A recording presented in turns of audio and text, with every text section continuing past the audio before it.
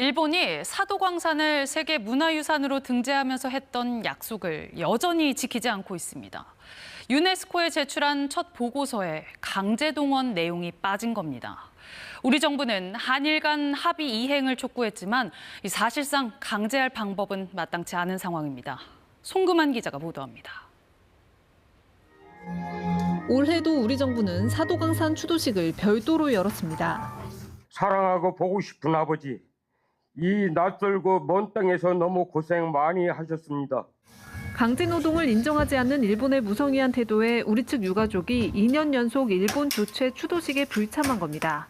지난해 사도광산을 유네스코 문화유산으로 등재하며 일본은 매년 추도식을 열고 강제노역 등 사도광산의 전체 역사를 해석, 전시하라는 세계유산위원회의 권고를 이행하겠다고 약속했습니다. 하지만 일본이 제출해 어젯밤 공개된 첫 이행 보고서에 강제 동원에 대한 기술은 또 빠졌습니다.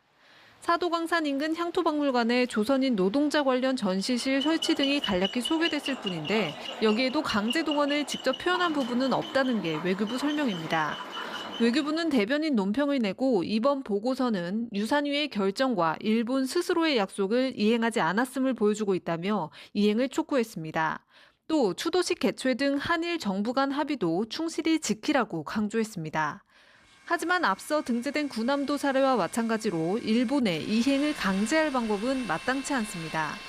항의하고 권고하는 것 외에는 어렵고 유네스코가 할 수밖에 없거든요. 대일 외교에서 도덕적 우위를 차지하고 지속적으로 문제 제기하는 것이 바람직하다고 생각합니다. 정부는 한일 양자 관계에서는 물론 유네스코 차원에서도 일본의 진정성 있는 약속 이행을 지속 요구하도록 긴밀히 협의해 나갈 방침입니다. KBS 뉴스 송금환입니다.